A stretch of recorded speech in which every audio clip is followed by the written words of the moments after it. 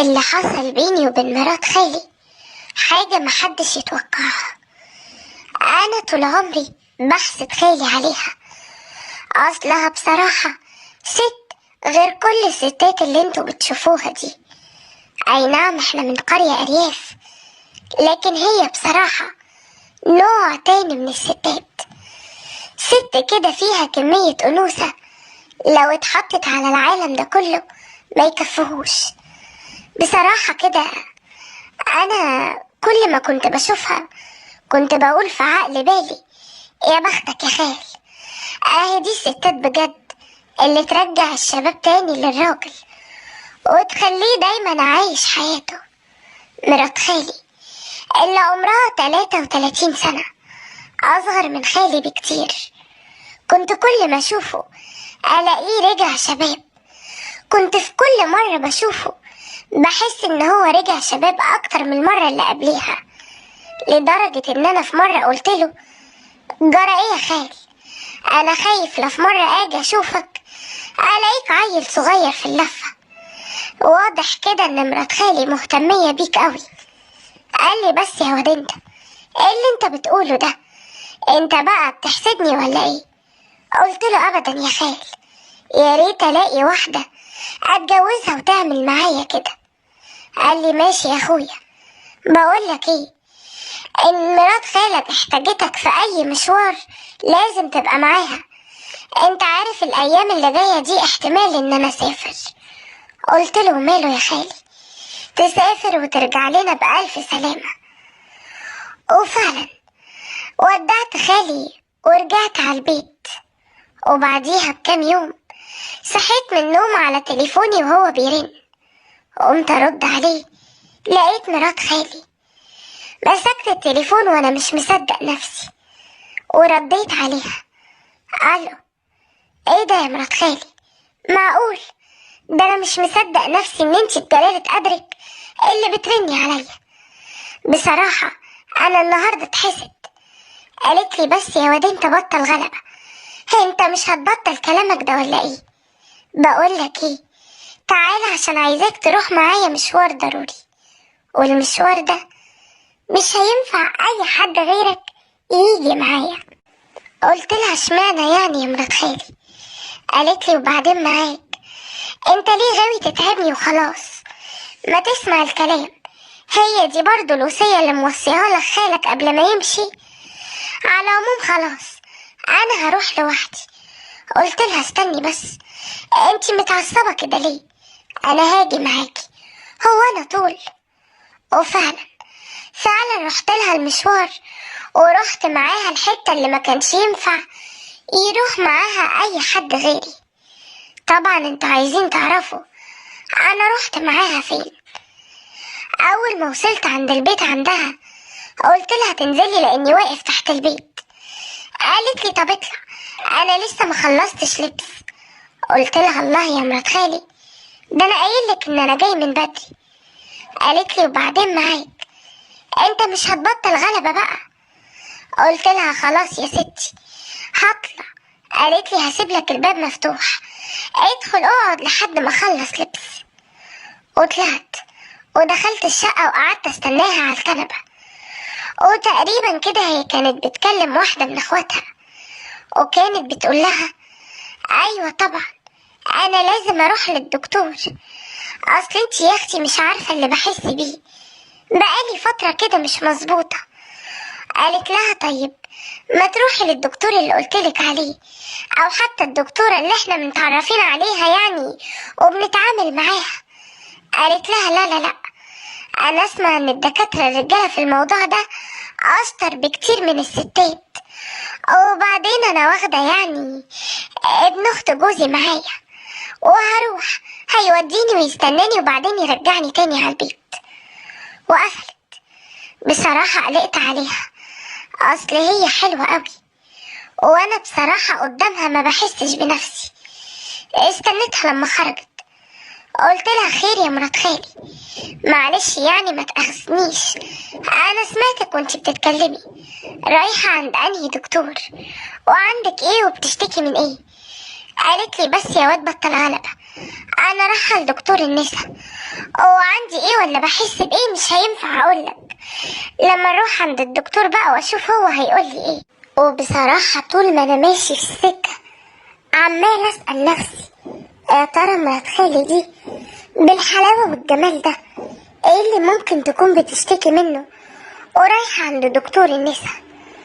ولما رحت معاها طبعا كل اللي كانوا موجودين او اغلبيتهم يعني كل واحدة معاها جوزها. واول ما روحنا وهي شافت كده ضربتني في كتفي وقالت لي شايف يا موكوس انت وخالك كل واحدة تقريبا قاعدة بجوزها الا انا جوزي سايبني لوحدي، مع ان الكارثة دي هو السبب فيها. قلت لها ما انت لو تفهميني بس يا مرات خالي. قالت لي افهمك ايه، خالك السبب وانا مش هتكلم. قلت لها خلاص هدخل انا معاكي، وعشان ما تتحرجيش يعني هقوله ان انا جوزك. قالت لي تصدق فكرة، بس بقولك ايه اللي هتسمعه ده يعني مش عارفة اقولك ايه، انا هبقى مكسوفة منك، لكن اقولك تعالى ادخل معايا. وللعلم هي مش اكبر مني بكتير، انا عندي 27 سنة. دخلت معاها وقعدت تشتكي للدكتور وتقوله على حاجات بتحس بيها. ووقتها الدكتور بصلي بصة وحشة قوي وقال لي امال حضرتك بتعمل ايه؟ قلت له انا يعني ايه بعمل ايه؟ قال لي مش انت جوزها؟ قلت له ايوه انا جوزها. طلب مني حاجات اعملها لها، بصراحة حاجات ما كانش ينفع ابدا ان انا احكيها لكم.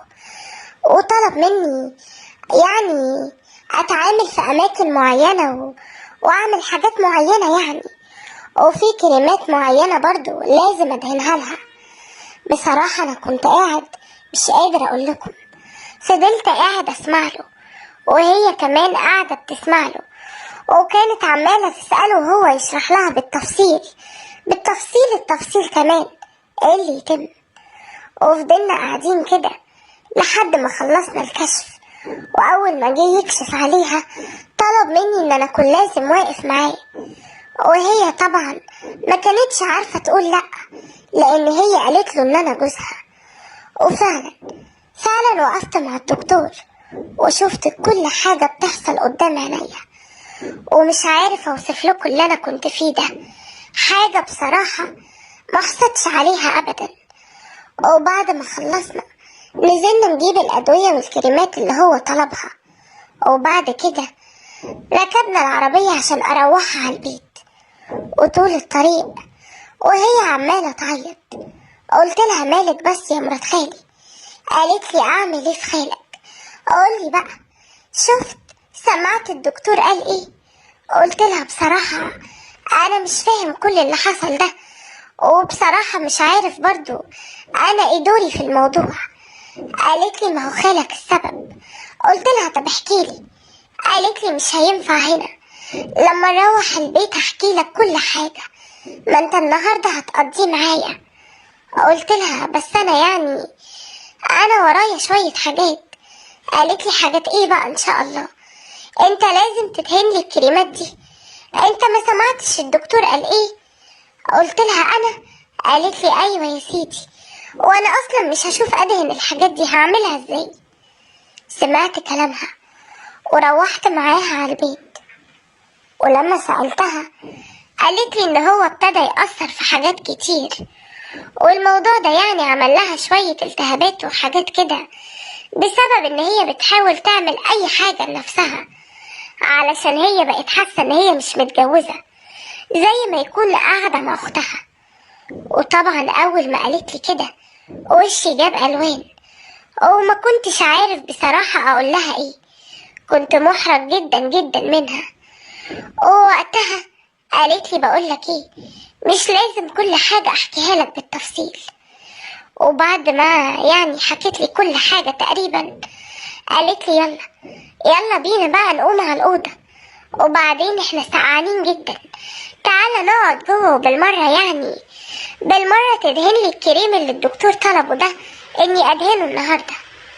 انا كنت فاكر ان ده هيتدهن في اي حتة او اي مكان لكن لما دخلت الأوضة اكتشفت ان هو بيتحط في مكان ما كانش ينفع ابدا.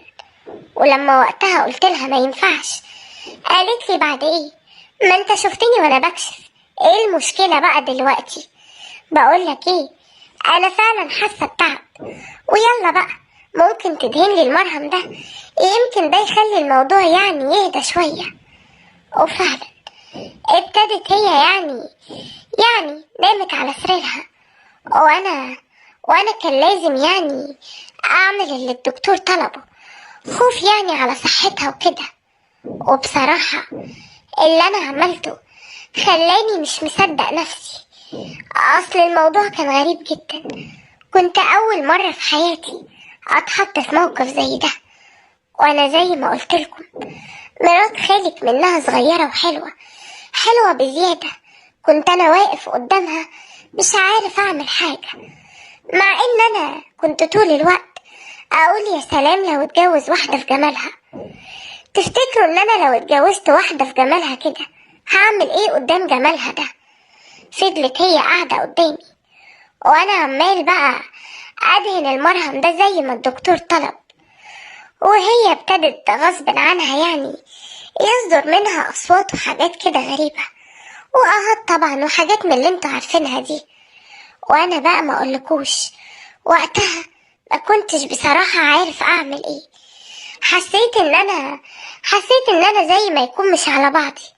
اخدت نفسي وطلعت برا، سبتها وطلعت برا. وبعد شوية لقيتها خرجت ورايا، قالت لي ايه اللي حصل؟ ازاي تسيب العلاج اللي كاتبه الدكتور وتسيبني وتطلع كده؟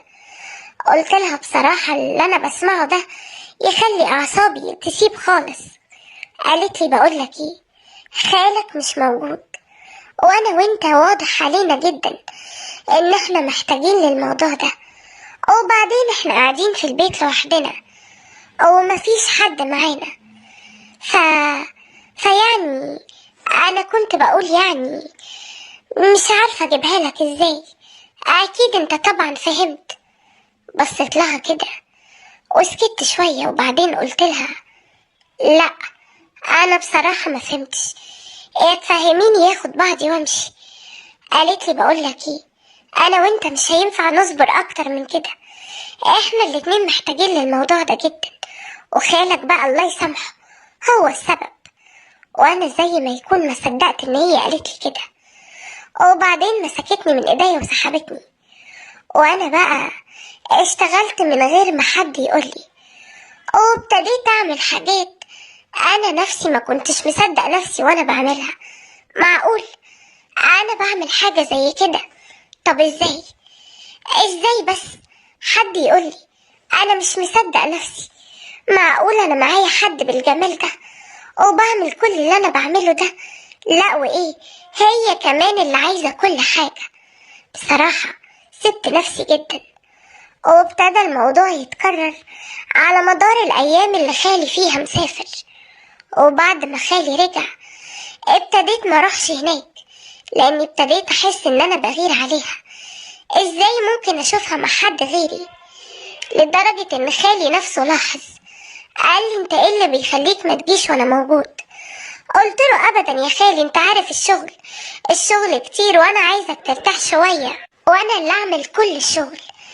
اعتبر نفسك عريس جديد وسيب لي انا الشغل، ولو وراك اي سفريات ولا اي حاجة تقدر تعتمد عليا انا يا خال. بصراحة هو اقتنع، لكن هي كانت متضايقة مني جدا، اكمني يعني بطلت اروح. لكن اول ما كان خالي بيسافر كنت برجع تاني واعمل كل اللي انا كنت بعمله. ومن ساعة ما انا التزمت معاها بكل الحاجات ديت وابتدت تتابع مع الدكتور، ابتدى كل حاجة عندها تخف وتبقى كويسة. ووقتها قال لها التزمي بقى على الموضوع ده، ودايما تعملوا كده باستمرار، العلاقة مهمة جدا يا مدام. وطبعا انا كنت بعمل كل اللي هي بتقولي عليه، لكن بصراحة انا عارف اني غلطان، وعارف ان خالي ما يستحقش مني كده. لكن انا بصراحة مش عارف اعمل ايه. ويا ترى انتوا لو مكاني هتعملوا ايه؟ وعارف ان لما اي حد فيكم هيسمع قصتي اكيد و1,000,000% هيغلطني، لكن صدقوني الموضوع بالنسبة لي بقى غصب عني. انا مش عارف اعمل ايه. يا ريت كلكم تسمعوا قصتي لانها فعلا قصة حقيقية ومسموعة. لازم تسمعوها وتقولوا لي رأيكم، وتقولوا لي اعمل ايه واتصرف ازاي في اللي انا فيه، وازاي ابعد عنها. انا فعلا محتار، لكن بثق فيكم وفي رأي صاحبة القناة. علشان كده انا بعت ليكم، وهستنى كل التعليقات بتاعتكم واقراها كويس.